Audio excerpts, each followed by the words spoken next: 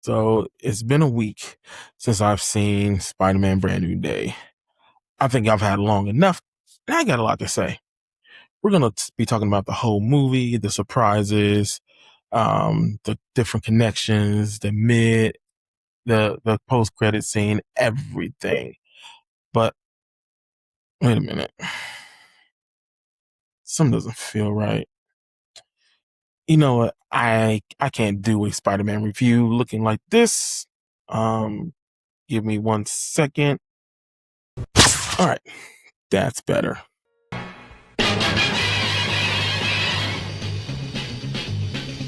Spider-Man does whatever a spider can, spins a web. What's going on, everybody? This is Resale 2 with the Content Playbook, and today we're diving into a full spoiler review of Spider-Man Brand New Day. So, if you haven't seen the movie yet, this is your official spoiler warning. Go watch it, then come back because we're breaking down everything from Peter's new beginnings to Bruce Banner's roles to the shocking appearances to any X-Men references, the Punisher, about the trailer and how it fooled us, and then, of course, the end credit scenes and everything. Well, let's get into it. Once again, you have been warned. So let's start with our first impressions in the premise of Spider-Man Brand New Day. So one of the biggest wins for Spider-Man Brand New Day is that it remembers who Spider-Man is. After the multiverse spectacle of No Way Home, this film brings Peter Parker down to street level. He is living with the consequences of Doctor Strange's spell and rebuilding his life from scratch and trying to protect the city that doesn't know whose true identity is as being Peter Parker. The movie does a great job balancing smaller personal stakes with the larger MCU implications. It never forgets that Peter Parker is at his best when solving problems with his heart, mind, and not just his fists. So let's talk about how the trailer wasn't telling the whole story. Let's talk about the marketing. The marketing was so good. The trailers did a great job making it seem like the hand will be the central focus of the movie. Going in, I expected to be a full-on war with the hand driving the entire plot. Instead, this is more of a gateway into a larger story. I wasn't upset about that. If anything, I appreciate Marvel keeping some genuine surprises hitting. A lot of trailers do reveal everything these days, so I actually enjoyed realizing there was much more happening than what was advertised. Let's talk about Frank Castle. The Punisher is what he needed to be. Frank Castle didn't overstay his welcome, and that's exactly why he works. Every scene with the Punisher raises moral stakes for Peter. Frank represents a physiological represents a side of Spider-Man that he rejected, making him in the problem permanently instead of believing in the people he can save. The interactions between Peter and Punisher continue their reaction remind us why Peter continues to hold on to hope even when it's harder to take the easier path. So, but Frank Castle, he's done such a great job as portraying Punisher. So for him to be in this movie was great. He played a bigger role than initially thought. And also when this comes to the thing, you also thought that Scorpion was actually going to be one of the main villains in this, and he was not, which is the crazy part. Yes, he was featured, but he was not the main villain alongside the Hand. You thought they may have been working hand in hand together, no pun intended, but no way, not at all. And that's crazy. So now we're definitely, before we get into the big spoilers, which I am really excited to talk about, when I came to that realization, but let's talk about, Bruce Banner first, and how he was able to um, you know, do be able to control the Hulk. So this was a great part of the movie where Peter goes to Empire State University to talk to Dr. Bruce Banner, and watching Bruce kind of like mentor Peter scientifically on giving him a simple technology felt refreshing. Bruce recognizes Peter's intelligence rather than solving the problem for him. He inspires Peter to create the solution for himself. This is where the inhibitor comes in. Bruce Banner is using an inhibitor on his arm, as we saw, in the trailer, to control and suppress the Hulk from coming out. Which, it makes sense. But Peter's asked, he asked Bruce, he said, what if you make one that can suppress a mutation, any kind of mutation, no matter what it is? Remember that word, mutation. So Peter invents his own inhibitor. I mean, this is exactly why Peter Parker's version, this is why his version of it is good, because he creates this. He's not relying on Stark tech. He's not waiting for somebody else to save the day. He's using his own scientific brilliance to build something capable of neutralizing his increasing powers. And his as he's metamorphosing into his powers are metamorphosing, and which is straight from the comic books, because in the comic books, Peter Parker is a genius. He is a straight genius. I mean, he has his own lab in the comics where he does everything, where he makes all his Spidey tech. But we'll delve into that on another podcast episode. But he builds the inhibitor to suppress his powers, the arachnate side of his powers. So it'll be stable, so he's not too overloaded. Now, if you're a geek like me, you enjoy Marvel, you think of the inhibitors. Well, hold that thought. Let's jump into our major spoiler for this, because Marvel drops the biggest spoiler of the movie when he reveals that the person who Spider-Man is fighting is none other than the Omega mutant herself, telepath, telekinetic, everything, Jean Grey.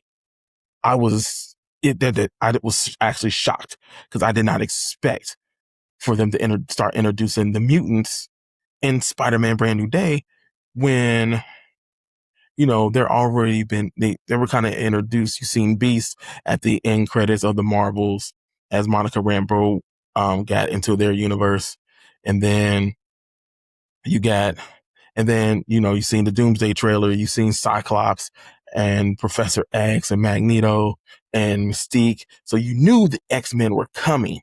You knew mutants were coming, but not this soon. I did not expect this at all.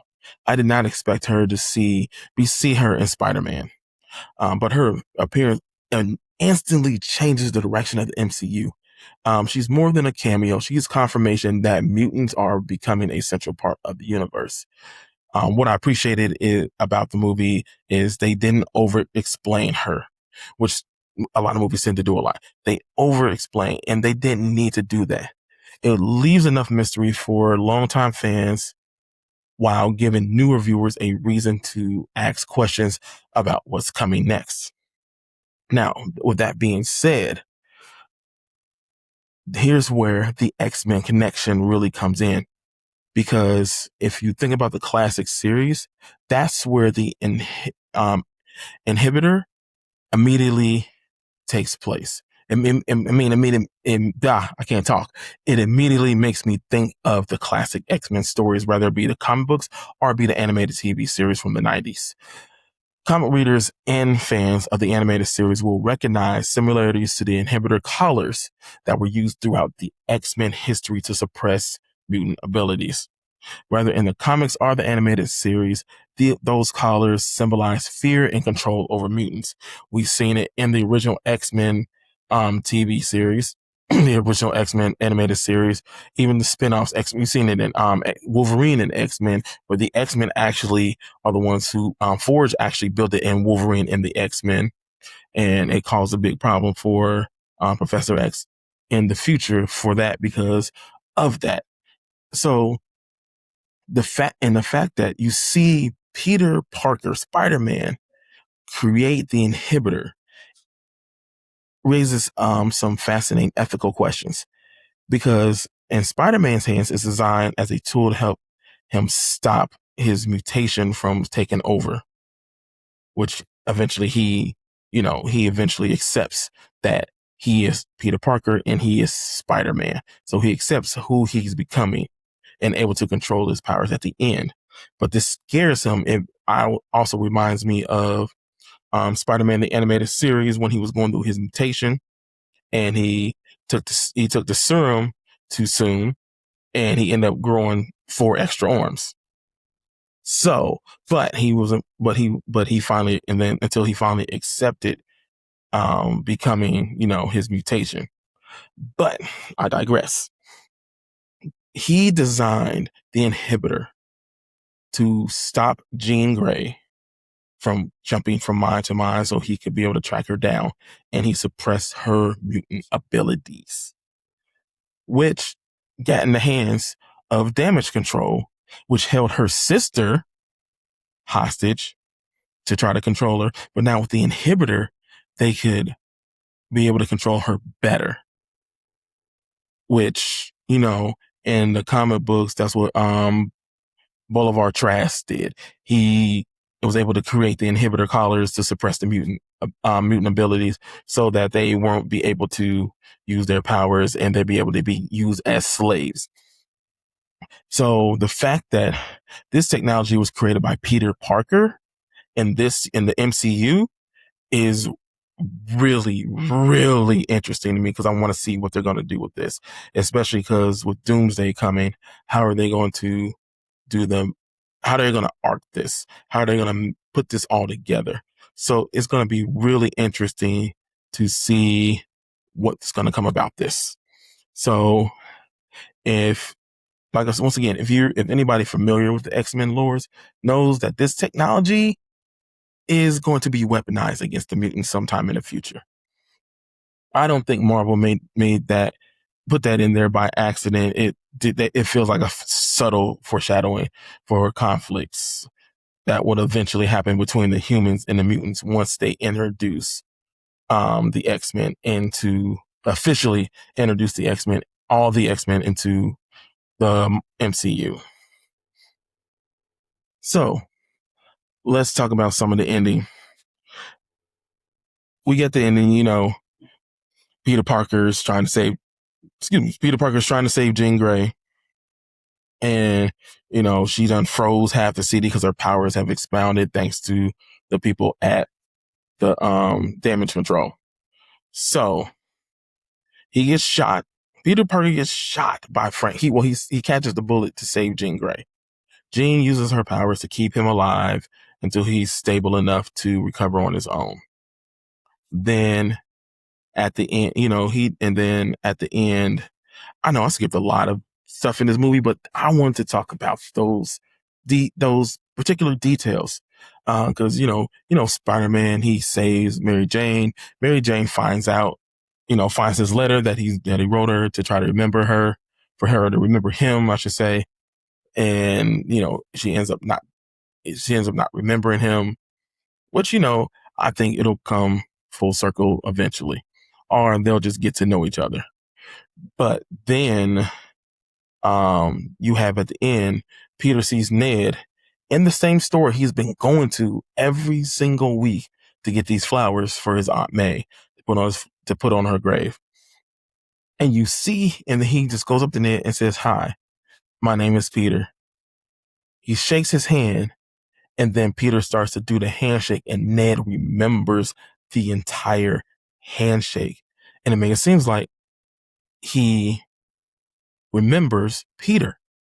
which would be awesome. So, but we'll find out that probably in a different movie, maybe even Doomsday. And let's talk about the end credit scene where, at first you're sitting there, you are going through and you don't think it's gonna be a mid credit scene because it literally goes through everything. But then at the end, it has the little app that they've been using that Ned had created to track Spider-Man. And you see them, like he's going off into basically nowhere space, which in my opinion, I think they're going to be teasing Secret Wars. I don't think that's a teaser for Doomsday. I think it's a teaser for Secret Wars because Secret Wars takes place on a different planet and in a different galaxy. So I think it's a teaser maybe for that, for Secret Wars, versus being a teaser for Doomsday.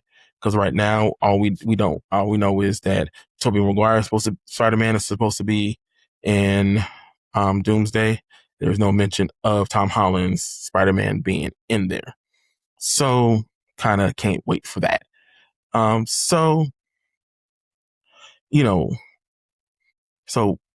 there's plenty of questions that's still left. So hopefully it's not too much of a spoiler for you, but once again, you have been warned since the beginning of the video. A lot of questions left.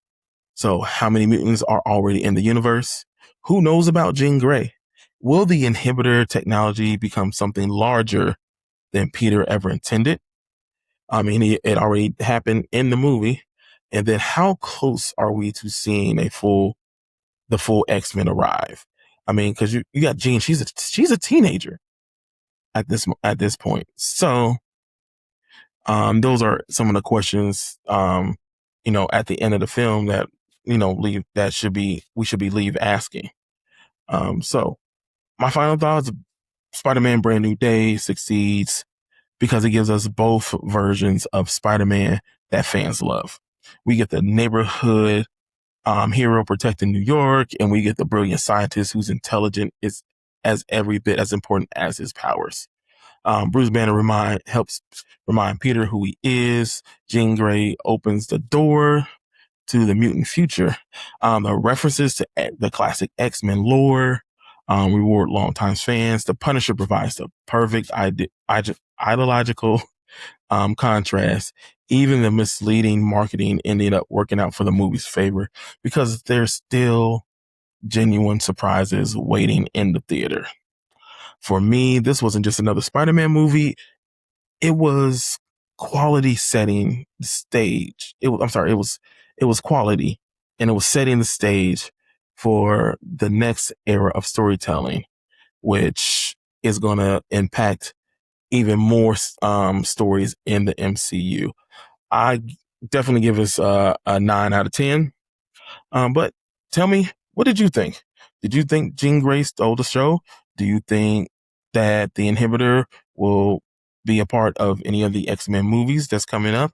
Where do you think Marvel is going to be taking Spider-Man next? Let me know in the comments. I want to know all of your theories. I thank you for joining me on this review of Spider-Man Brand New Day.